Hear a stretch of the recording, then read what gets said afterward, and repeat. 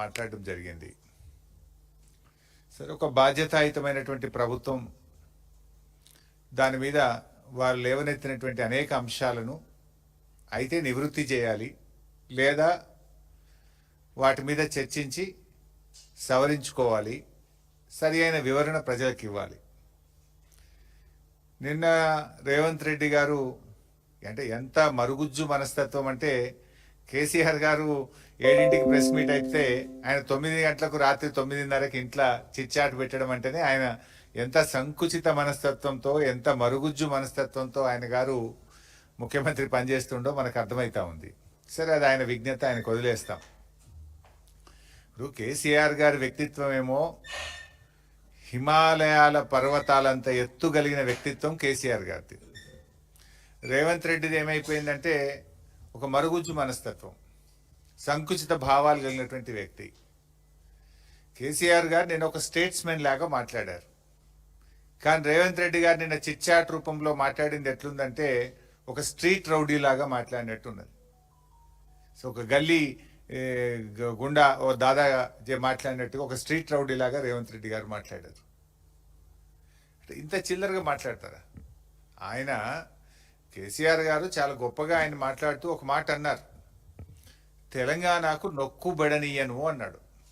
తెలంగాణకు నొక్కుబడనీయను అని కేసీఆర్ గారు అంటే ఈ ముఖ్యమంత్రికి, ఈ సాగునీటి మంత్రికి ఎందుకంత నొప్పి కలిగిందో నాకు అర్థమైతలేదు. ఎందుకంటే తప్పు చేసింది కనుక మీకు నొప్పి కలిగింది, రాష్ట్రానికి మీరు అన్యాయం చేసింది కనుక, సురుకు తలిగింది కనుక, మీరు సమాధానం లేదు కనుక ఫ్రస్ట్రేషన్లో ఆ చిల్లర మాటలు మాట్లాడినారు. కేసీఆర్ గారి వ్యాఖ్యలతో రేవంత్ రెడ్డి తెలంగాణ ద్రోహిగా నిన్న స్పష్టంగా రాష్ట్ర ప్రజల ముందు కేసీఆర్ గారు నిలబెట్టారు. ఉత్తమ్ కుమార్ రెడ్డి గారు ఉత్తర కుమారుడుగా నిన్న తేలిపోయినటువంటి పరిస్థితి. ఇప్పుడు అనేక అంశాలు మాట్లాడారు నిన్న కేసీఆర్ గారు. అరే, మేమున్నప్పుడు ఫస్ట్ క్యాబినెట్లోనే 2,000 రూపాయల పెన్షన్ ఇస్తామంటే ఇచ్చి చూపినాం. మరి నీ 4,000 పెన్షన్ ఎందుకు ఇస్తలేవు? ప్రజలకు బాండ్ పేపర్ మీద రాసిచ్చినావు కదా, గ్యారంటీ కార్డు ఇచ్చినావు కదా, 2 ఏళ్ళు అయిపోయింది, 4,000 పెన్షన్ ఏమైందని కేసీఆర్ గారు అడిగారు. దానికి సమాధానం చెప్పిందా మీరు? ఎందుకు ఆ చిల్లర మాట్లాడుతున్నారు? మహిళలకు మహాలక్ష్మి 2,500 ఇస్తామన్నారు, ఇంకెప్పుడు ఇస్తారు? 2 ఏళ్ళు అయిందని ప్రధాన ప్రతిపక్ష నాయకుడిగా వారు లేవనెత్తారు. What is the answer? ఎందుకు ఇవ్వడం లేదు? కాంగ్రెస్ పార్టీకి అపారమైన అనుభవం ఉన్నది, నిధులు ఎలా సమీకరించాలో, ఎలా ఇవ్వాలో మాకు బాగా తెలుసని ఎన్నికల ముందు చెప్పింది కదా. ఏమైంది మీ అనుభవం? మీ అనుభవం అంతా దోపిడీకి, కమిషన్లకు, వాటాలకు, లూటీలకే సరిపోతుందా? అరే, ఎరువులు దొరుకుతలేవు. బీఆర్ఎస్ ఉన్నప్పుడు ఆటో డ్రైవర్కి ఫోన్ చేస్తే ఇంటికాడ ఎరువుల బస్తాలు దించిపోయినరు, బాయికాడ దించిపోయినరు. కాంగ్రెస్ వచ్చినాక మళ్ళీ చెప్పులు లైన్లో పెట్టే పరిస్థితి వచ్చింది. మళ్ళీ యాపులేంది, మ్యాపులేంది, రైతుల్ని ఎందుకు గోసబెడుతున్నారు అని కేసీఆర్ గారు మాట్లాడారు. దానికి సమాధానం ఏది? అరే, ఫార్మా సిటీ అనేటువంటిది ఎందుకు, దాని ఇంపార్టెన్స్ ఏందో కేసీఆర్ గారు చెప్పారు.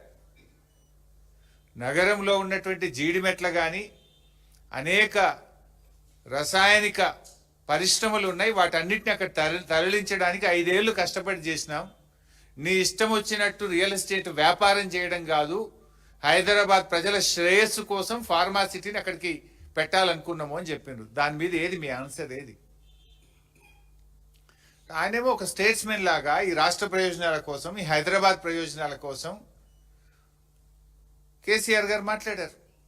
కానీ రేవంత్ రెడ్డి గారిది అంత సొల్లు మాటలు, ఆర్థిక అరాచకత్వం బీఆర్ఎస్ పాలనలో అని నిన్న రేవంత్ రెడ్డి గారు మాట్లాడినారు. అరే, నిన్నగాక మొన్న నువ్వు గ్లోబల్ సమ్మిట్ పెడితే, గ్లోబల్ సమ్మిట్కి వచ్చిన టోనీ బ్లేర్, బ్రిటిష్ మాజీ ప్రధానమంత్రి గారు ఏం చెప్పినారు రేవంత్ రెడ్డి గారు? ఒకసారి వీడియో పెట్టుకొని చూడు, మర్చిపోతే.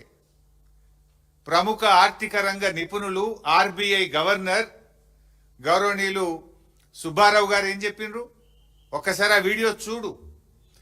కొత్త రాష్ట్రమైన తెలంగాణ అద్భుతంగా ఆర్థిక ప్రగతిని సాధించింది, 3 రెట్ల జిఎస్డిపిని సాధించింది, 3 రెట్లు పర్ క్యాపిటా ఇన్కమ్ పెరిగింది అని కేసీఆర్ పాలనను నువ్వు పిలుచుకున్నటువంటి అతిథులే నిన్ను కూర్చోబెట్టి నీ సమక్షంలోనే చెప్పింది కదా.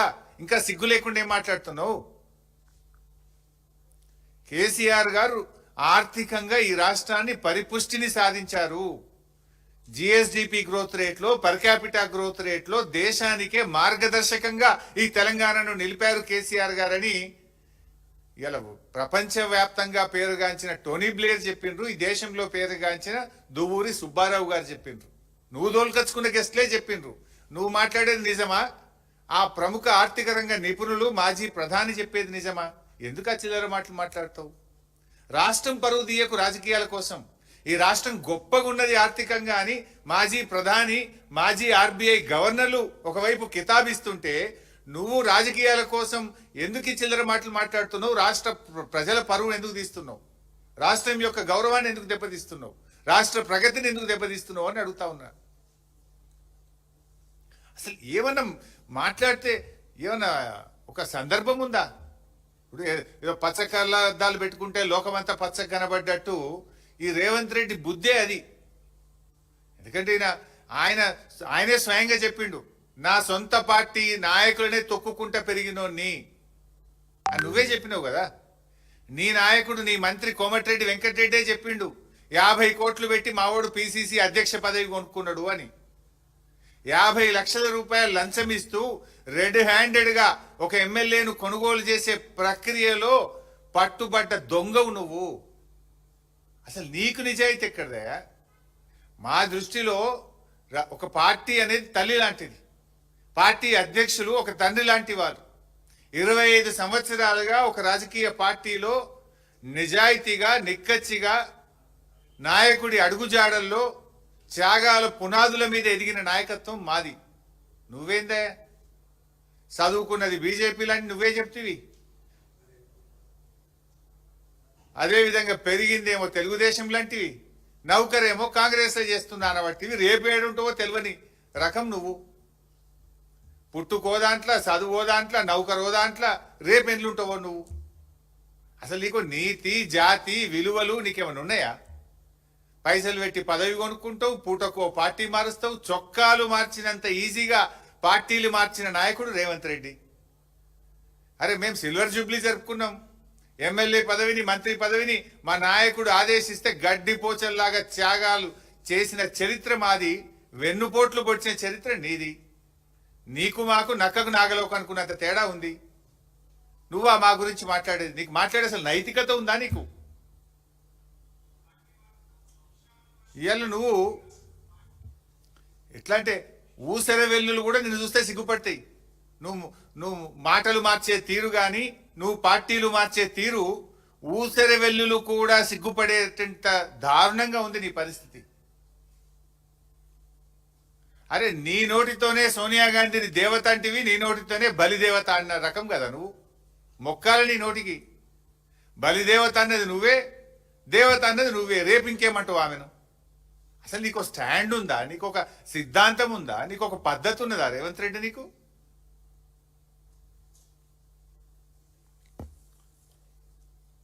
ఈరోజు నిన్న రేవంత్ రెడ్డి అన్ని అబద్ధాలే. కాళేశ్వరం లేకుండానే ఈ రాష్ట్రం అట ధాన్యం ఉత్పత్తిలో దేశంలో నంబర్ 1 చేసినట్టు నువ్వు చేసినావు. నువ్వు రాకముందే 2022-23 ఇది అఫీషియల్ డాటా. 2022-23లోనే 258 లక్షల మెట్రిక్ టన్నుల ధాన్యం ఉత్పత్తి చేసి దేశంలో తెలంగాణను నంబర్ 1 గా నిలిపిందే కేసీఆర్ ప్రభుత్వం ఇన్ ద ఇయర్ 2022-23. అప్పుడే ఇన్ని వడ్లు కొనలేమంటేనే కదా ఢిల్లీకి పోయి మేము ధర్నాలు చేసింది కేసీఆర్ గారి నాయకత్వంలో. ఇవాళ ధాన్యం సేకరణలో కూడా 2020-21లో 141 లక్షల మెట్రిక్ టన్నుల ధాన్యం సేకరించి నంబర్ 1 గా నిలిచిందే తెలంగాణ. ఇంత నువ్వు వచ్చినాక ఎప్పుడు సేకరించలే. ఈ రోజు కూడా కాళేశ్వరం ప్రాజెక్టు నీళ్లే పంటలు పండుతున్నాయి. ఇప్పుడు మల్లన్న సాగర్ కింద పండే పంట కాళేశ్వరం కాదా? రంగనాయక సాగర్ కింద పండే పంట కాళేశ్వరం కాదా? అనంతగిరి కింద పండే పంట కాళేశ్వరం కాదా? అవన్నీ కాళేశ్వరంకు దేర్ ఆర్ 3 సోర్సెస్. ఒకటి, బాగా పంట వర్షాలు పడితే ఎస్ఆర్ఎస్పి నుంచే కాళేశ్వరం నీళ్లు వాడతాం. మధ్య తరహా వర్షాలు పడితే ఎల్లంపల్లి నుంచి నీళ్లు వాడతాం. కరువు పరిస్థితులు వస్తే మేడిగడ్డ నుంచి నీళ్లు వాడతాం.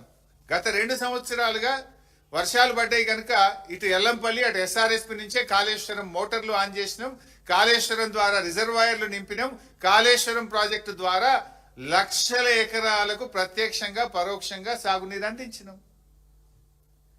ఎందుకు ఆ చిల్లర మాటలు మాట్లాడతావు? నువ్వు రాకముందే దేశంలో నంబర్ 1 తెలంగాణ, ధాన్యం ఉత్పత్తిలో, డాక్టర్ల ఉత్పత్తిలో తెలంగాణ నంబర్ 1 చేసిందే కేసీఆర్. ఇవాళ ఇక ఉత్తమ్ కుమార్ రెడ్డి గారు ఇక అంటే బాధపడతారేమో కానీ ఆయన వెనకట కేసీఆర్ గారు కాళేశ్వరం మీద అసెంబ్లీలో ప్రజెంటేషన్ పెడితే నేను ప్రిపేర్ అయ్యి రాలేదు అని అసెంబ్లీకి వెళ్ళి లేచిపోయిండు. నువ్వు 2 ఏళ్ళు అయింది నీటిపారుదల శాఖ మంత్రి, ఇప్పుడన్నా ప్రిపేర్ అయ్యిరా. ఏంది ఆ ప్రెస్ మీట్లు ఏంది? ఆ ప్రిపేర్ కాకుండా ప్రెస్ మీట్లకు వస్తే నీ పరువు పోతుంది, ఆ ప్రభుత్వం పరువు పోతుంది, రాష్ట్ర పరువు పోతుంది కదా.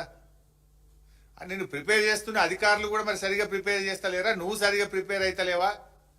నాకైతే అర్థమైతలేదు. సగం సగం చదువుతాడు, సగం సగం చెప్తాడు, పురాగా చదవడు, పురాగా చెప్పాడు. ఇప్పుడు పాలమూరు డిపిఆర్ 2023లో వాపసు వచ్చింది అని నిన్న ఉత్తమ్ కుమార్ రెడ్డి గారు మాట్లాడిండ్రు. మరి డిపిఆర్ వాపసు వస్తే ఈ పర్మిషన్లు ఎట్లా వచ్చినాయండి? డిపిఆర్ వాపసు వస్తే ఈ పర్మిషన్లు ఎట్లా వచ్చినాయి? ఇగో ఇది మినిస్ట్రీ ఆఫ్ ట్రైబల్ అఫైర్స్ 17/7/2023లో పాలమూరు ఎత్తిపోతల పథకానికి 90 టీఎంసీలతో బీఆర్ఎస్ ప్రభుత్వము ప్రతిపాదిస్తే దానికి కేంద్ర ప్రభుత్వంలో ట్రైబల్ వెల్ఫేర్ డిపార్ట్మెంట్ ఇచ్చిన క్లియరెన్స్. ఇగో ఇది ministry of environment and forest and climate change, ఇది ఎన్విరాన్మెంట్ అప్రైజల్ కమిటీ మా ప్రభుత్వం పోవడానికి 2 నెలల ముందు 10/8/2023 అంటే 1 నెలనే కదా, డిసెంబర్ ఏమో, 2 నెలల ముందు